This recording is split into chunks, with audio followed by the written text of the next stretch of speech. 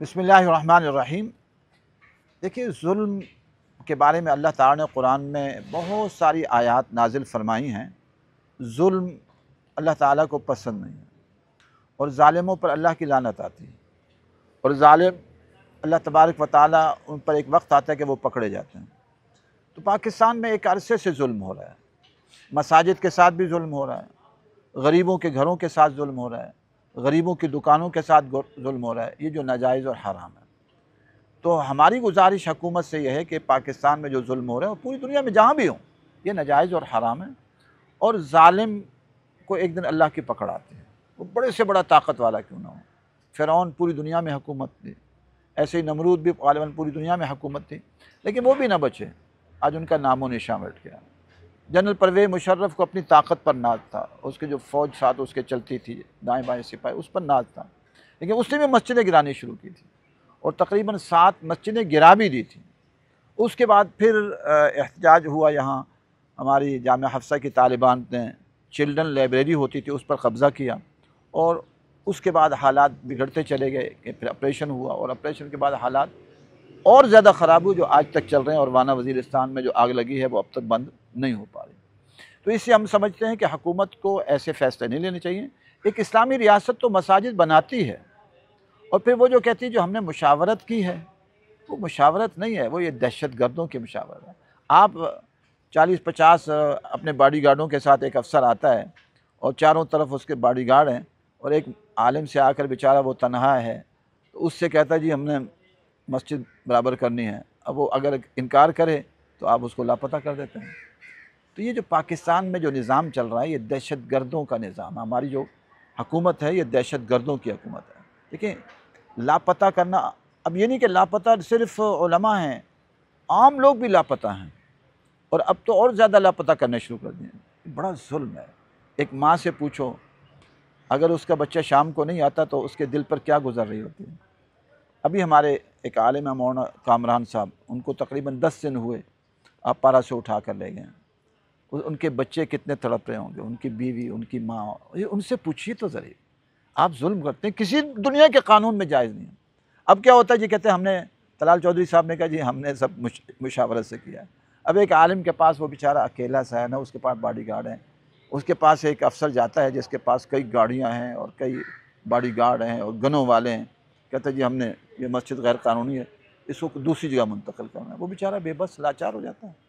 तो ये तरीक़ा नहीं है, नामुनासिब तरीक़ा। हम तो कहते हैं पूरे मुल्क में आप ज़्यादा से ज़्यादा मस्जिदें बनाएँ, और पूरे मुल्क में जहाँ जहाँ मस्जिदों की ज़रूरत है, आपके सदर हाउस के लिए कोई 50 एकड़ जगह हो सकती है, ऐसे ही वज़ीर आज़म हाउस भी तकरीबन इतने पर है, गवर्नर हाउस, वज़ीर आला हाउस, और स्कूल और कॉलेज के लिए हर सेक्टर में बड़ी बड़ी ज़मीनें हैं। एक एक सेक्टर में बहुत सारे स्कूल हैं।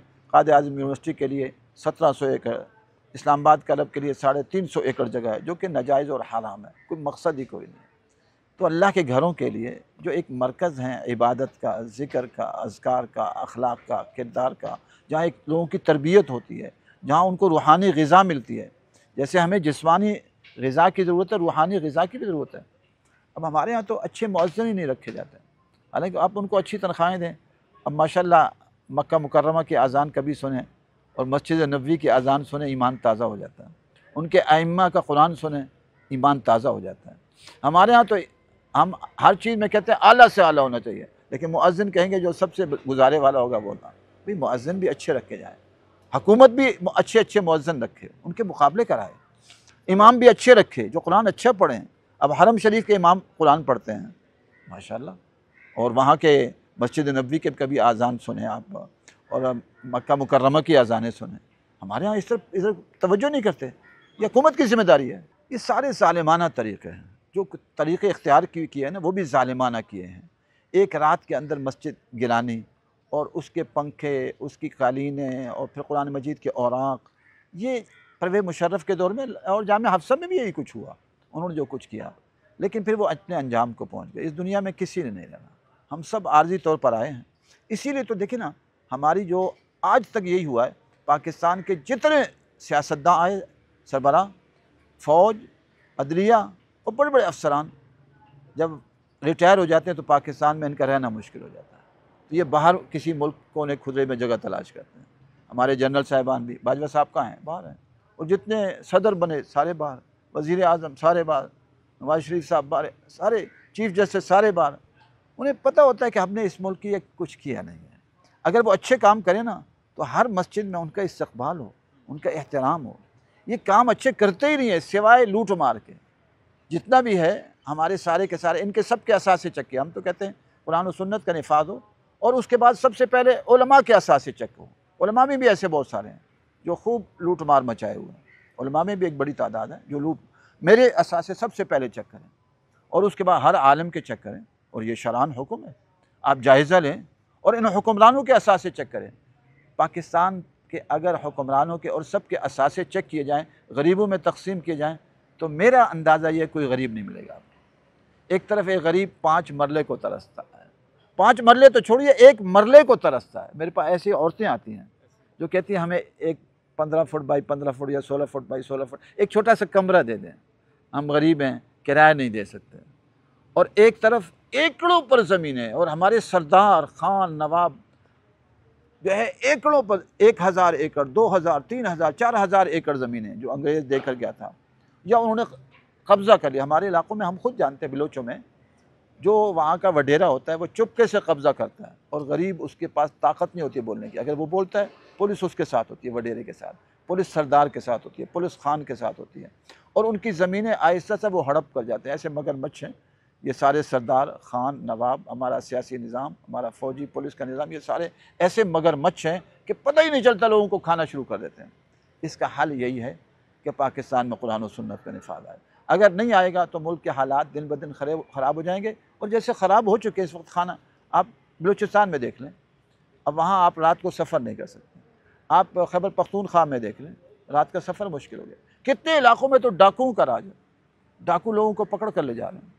تو اس کا ایک ہی حل ہے کہ اللہ تعالیٰ جس کی ہر چیز پرفیکٹ ہوتی ہے، اس کے ہماری آنکھ کا نظام پرفیکٹ ہے، زبان کا نظام پرفیکٹ ہے، اور دل کا نظام پرفیکٹ ہے، دماغ کا نظام پرفیکٹ ہے، گردوں کا، معدے کا، اور اس کے پھل سبزیاں ہر چیز پرفیکٹ ہیں۔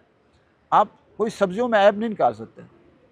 آپ سبزی کی جو بناوٹ ہے، پھلوں کی بناوٹ ہے، پورا میڈیا آپ بھرا ہوا۔ آپ ذرا نیٹ سے پوچھیے، چیٹ جی پی ٹی اور دیگر نیٹ سے پوچھیے آم کے فوائد بتاؤ، وہ آپ کو فوراً سارے فوائد بتائے گا، انار کے فوائد، سیب کے فوائد، فلاں چیز کے فوائد۔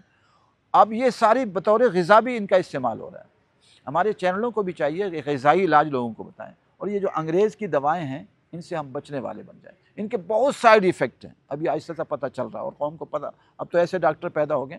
تو ہمارے چینلوں کو تربیتی چینل بننا چاہیے، اس میں آپ صنعت قوم کو سکھائیں کہ ہم کون سی، آپ ایسے لوگوں کو جو صنعت کے ماہر ہیں ان سے بتائیں کیا کیا صنعت ہے، ہم کیسے کیسے جانور پال سکتے ہیں، پرندے پال سکتے ہیں، اور کیسے ویلڈنگ کا فن کیسے سیکھ سکتے ہیں، تعمیرات کا نقشہ کیسے بنا سکتے ہیں، اور آپ فارم ہاؤس کیسے بنا سکتے ہیں، ایسے ہی آپ سبزی اور پھل کیسے لگا سکتے ہیں۔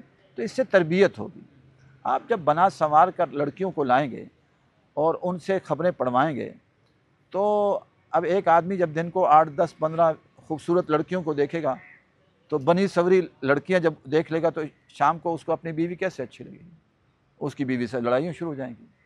اور ایسے ہی ایک عورت جب ایک خوبصورت لڑکے کو دیکھ رہی ہے جس کا کام ہی بن سنورنا ہے، ابھی جو ہمارے میڈیا میں لوگ لڑکے بیٹھے ہیں، لڑکیاں بیٹھی ہیں، ان کا کیا کام ہے؟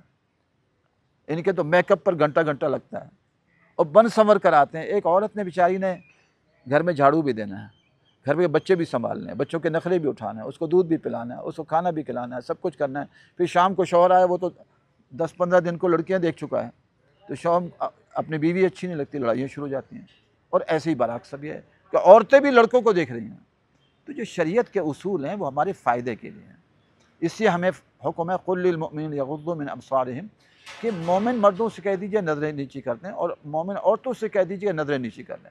ہمارا سارا میڈیا ملک کو تباہ کر رہا ہے، اس لیے بچے اور بچیاں گھروں سے بھاگ رہے ہیں، اور پھر اس کے بعد معاملہ انتہا کو پہنچ جاتا ہے تو قتل تک، حالانکہ قتل نہیں کرنا چاہیے۔ اگر خدا نخواستہ بھاگ بھی جائیں تو ایک معاہدے کے تحت ان کو کہیں بیٹا اب باہر رہیں، بس ٹھیک ہے، آپ سے غلطی ہو گئی، خطا ہو گیا۔ لیکن ہمارا جو سارا سسٹم ہے، ہمارا میڈیا کا اور ہمارے ملک کا سیاست کا نظام، فوجی نظام، عدالتی نظام، میڈیا کا نظام اور تجارتی نظام، بلکہ ایک بات میں اور آپ سے کہوں گا، ہمارے مسجدوں والے بھی بڑے ظلم کر رہے ہیں، مسجدوں کے اندر بھی بڑا ظلم ہو رہا ہے۔ کیا ہو رہا ہے؟ پہلے اذانیں ہوتی تھی سپیکر کے بغیر، پھر سادہ سپیکر آئے، اب ڈیک سپیکر آ گئے، ڈیک بڑے، اس کی آواز بڑی ہیوی ہوتی ہے۔ اب کیا ہوتا ہے کہ وہ سپیکر، بڑے بڑے سپیکر لگائے جا رہے ہیں مسجدوں میں، اور اس کے بعد اذان دی جا رہی ہے، اور اتنی زور سے اذان دیتے ہیں کہ بچہ بیچارہ اگر سو رہا ہے، بچی سو رہی ہے، رات کو دیر سے سویا ہے، وہ صبح بیچارہ اٹھ جاتا ہے۔ تو شرعاً یہ جائز نہیں ہے، یہ ناجائز ہے۔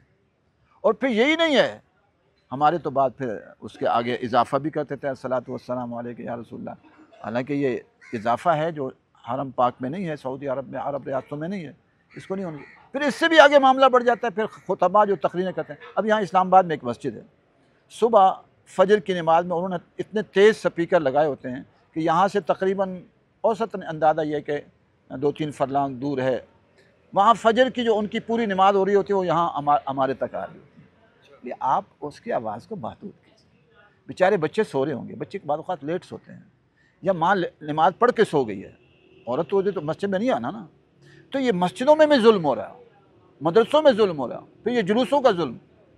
اسلام میں کوئی جلوس نہیں ہے، صحابہ کرام نے کوئی جلوس نہیں نکالے، یہ ظلم ہے۔ آپ سیرت النبی کے نام پر جلوس نکال رہے ہیں، اب کتنے راستے بند کرنے پڑ جاتے ہیں آپ کی سیکورٹی کے لیے، لوگ بیچارے پریشان ہو جاتے ہیں۔ پھر ہمارے شیعہ جو آزاد ہیں وہ بھی بڑی تعداد ہے ان کے تو بہت زیادہ جلوس ہیں، اس سے لوگ بیچارے، کوئی دودھ لینے جا رہا ہے، کوئی سبزی لینے جا رہا ہے، اس سے ہم متاثر ہوتے ہیں۔ تو ہماری یہ گزارش ہے کہ اہل مدارس سے بھی، مساجد سے بھی، کہ اذانوں کو محدود رکھیں، سپیکر محدود رکھیں، اور جو دینے والا ہے، بعض اوقات دینے والا بھی پورا زور لگا رہا ہوتا ہے، آ بھی نہیں رہی ہوتی اور زور بھی لگا رہا ہوتا ہے، یا تو کم از کم مسجد نبوی اور مکہ مکرمہ کی اذانیں ہوں، پھر بھی بات ہے۔ ایسی اذانیں دیتے ہیں کہ جو لوگ بیچارے ویسے بھی تنگ ہو رہے ہوتے ہیں، ان کو آ بھی نہیں ہوتی، اور ساتھ زور بھی پورا لگا رہے ہوتے ہیں، اور سپیکر بھی ہیوی قسم کے ہوتے ہیں، تو یہ جائز نہیں ہے۔ تو ہم اہل دین کو بھی چاہیے کہ لوگوں کو دین سے دور نہ کریں، اور ایسے بھی اسلام اذیت کی اجازت نہیں دیتا کہ کسی کو بھی اذیت پہنچے، چاہے وہ کافر ہی کیوں نہ ہو، ان کو اذیت دینے کی اجازت نہیں ہے۔